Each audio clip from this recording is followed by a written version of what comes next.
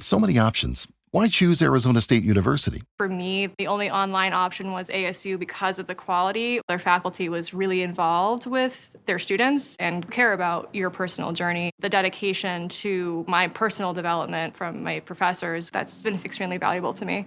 Earn your degree from the nation's most innovative university. Online. That's a degree better. Explore more than 300 undergraduate, graduate, and certificate programs at asuonline.asu.edu. Welcome to the Deep Dive. Today we're looking at, well, a really quite unusual situation. It involves a Maryland man, Kilmar Abrego Garcia. You might see his name spelled a few ways in the sources. Right, Kilmer Abrego Garcia. Exactly. He was deported to El Salvador, and we're going to try and, unpack what happened here. And what seems significant right away is the involvement of Maryland Senator Chris Van Hollen. Yeah, definitely. I mean, his name pops up a lot. And Hollen, Senator Van Hollen, Chris Van Hollen, El Salvador.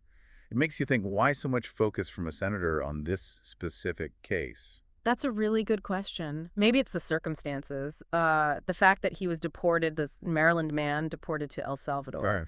And then you have El Salvador's president, Nayib Bukele, saying something quite striking. Yeah, that he won't return the man because he was mistakenly deported.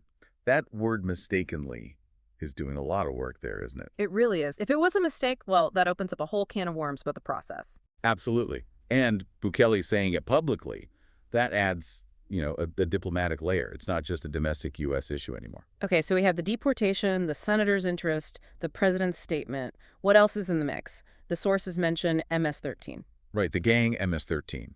Now, it's important to note, these materials don't explicitly say Abrego Garcia is in the gang. No, they don't. But its mention provides context, maybe. It often comes up in discussions about immigration enforcement from Central America. Sort of the background noise, maybe, to why these things are sensitive? Could be. We also see names like Stephen Miller and Tom Holman mentioned. Ah, right.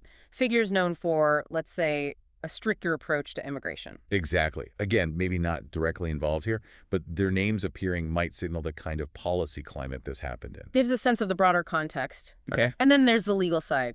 Judges are mentioned. Yes. Judge Wilkinson and Judge Paul Zenas. It seems Judge Sheenis presided over at least part of the Abrego Garcia case. So it did go through the courts. Wasn't just an administrative removal without review. It appears so, which makes the mistake claim even more intriguing, perhaps. What kind of mistake, if the courts were involved? Good point. And where is he now?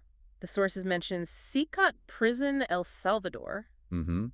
A high-security prison in El Salvador? So a Maryland resident now in Sicat. That's quite a stark outcome. It really brings home the human element, doesn't it? Yeah. And legally, there's mention of the Fourth Circuit Court of Appeals. That's the federal appeals court covering Maryland.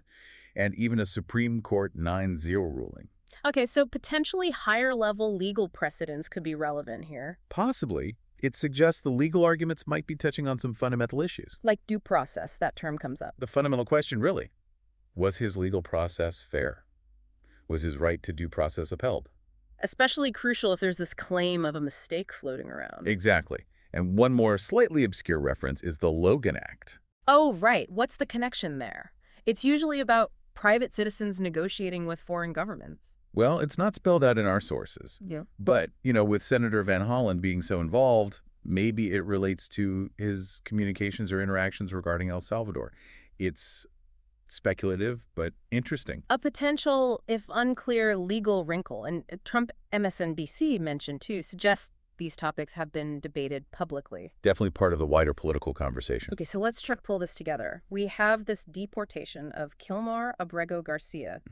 High-level political interest from Senator Van Hollen. A claim of a mistake by El Salvador's president. Legal proceedings involving federal judges and potentially higher courts. Questions swirling around due process. And these background elements like MS-13 context and even the Logan Act possibly being relevant. It's definitely not straightforward. It touches on immigration law, individual rights, international relations. Yeah, quite a complex web. It really underscores how complicated these deportation cases can become. So for our listeners, perhaps the takeaway question is this.